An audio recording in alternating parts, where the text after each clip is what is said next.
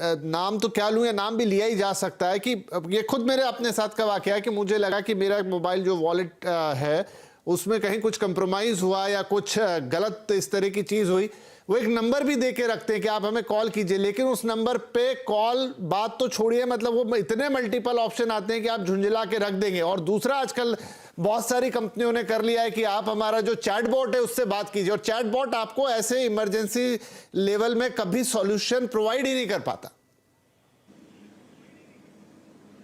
नहीं, तो मैं वही कह रहा था जिस समय पर आपने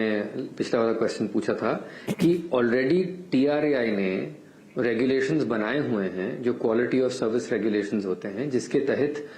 वो मोबाइल कंपनी की लायबिलिटी है कि नॉट ओनली उनको वो कंज्यूमर एक्विजिशन फॉर्म में सारी डिटेल्स रखे जाएं, और जब वो चेंज होता है तो उनकी लायबिलिटी ये भी है कि जो चेंज बंदा करवा रहा है उसको कंपेयर करें ओरिजिनल कैफ से कि ये सही है कि नहीं। दूसरी तरफ ये बात है कि मैं मानता हूं कि आप झुंझला जाएंगे, आपको आधा घंटा लगेगा अपनी कंप्लेंट रजिस्टर करवाने में, सब कुछ होगा। आपको ये भी पता होना चाहिए कि मैं जेन्युइनली भी अगर मेरा मोबाइल खोता है या मेरा सिम खोता है, तो उस समय भी अगर मैं किसी नियरेस्ट कियोस्क पे जाता हूं और वहां से नया सिम कार्ड लेता हूं, उस नए सिम कार्ड को एक्टिवेट करने के लिए भी 2 घंटा लगता है। तो हम अगर सचेत रहें एज कंज्यूमर्स, तो हमारे पास वो सुविधा है कि हम इसको जल्द से जल्द रजिस्टर करें कंप्लेंट को, ताकि जो गैप है नए वाले सिम कार्ड को एक्टिवेट करने से पहले, उस गैप में हमारी कंप्लेंट रजिस्टर हो जाए, और वो इंटरनल फिर सिस्टम में फिर मोबाइल ऑपरेटर की लायबिलिटी हो जाती है कि उन्हें अपडेट करना पड़ेगा, ताकि अगर कोई भी वो नया सिम लेने की कोशिश करे तो ये फिर एक रेड फ्लैग रेज होना चाहिए कि ये तो ऑलरेडी रजिस्टर्ड है कि ये सिम मतलब कैंसिल हो गया है, और जिसका एक्चुअली सिम था उसने कैंसिल करवाया, तो अब ये कौन है जो कि एडिशनल सिम मांग रहा है। तो मैं वही कह रहा हूं, लायबिलिटी ऑलरेडी है मोबाइल कंपनीज की, लायबिलिटी ऑलरेडी है बैंक्स की, और एक प्रोसेस भी अवेलेबल है to make that complaint before the cyber authority, और उसकी अपील भी जाती है। अब वो अपील का मैकेनिज्म TDSAT के सामने, जो साइबर भी हैंडल करते हैं अपील्स और टेलीकॉम भी हैंडल करते हैं अपील्स। तो मैं इंक्रीजिंग, बिकॉज मैं वहां अपेयर करता हूं, मैं देख रहा हूं कि आए दिन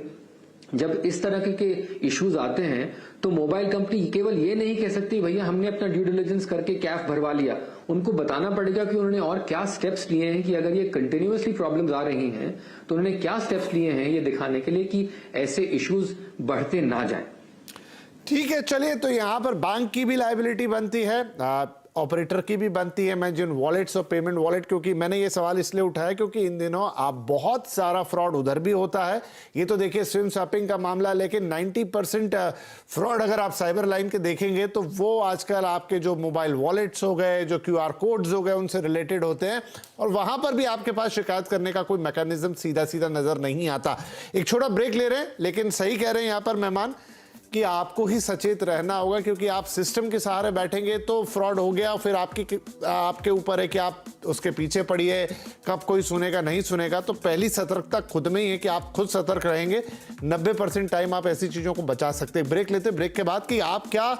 सावधानियां बरत सकते हैं। स्विम स्वैपिंग थोड़ा टेढ़ा मामला है, आपको शायद इतनी आसानी से एकदम स्ट्राइक नहीं करेगा, क्योंकि ये तो किसी ने आपकी जानकारी इकट्ठा करके कर लिया। आप सचेत रहें या ना रहें, लेकिन ये घटना घट जाती है। कैसे इस मामले में सावधान रह सकते हैं, छोटे से ब्रेक के बाद ये आपको एक्सप्लेन करेंगे।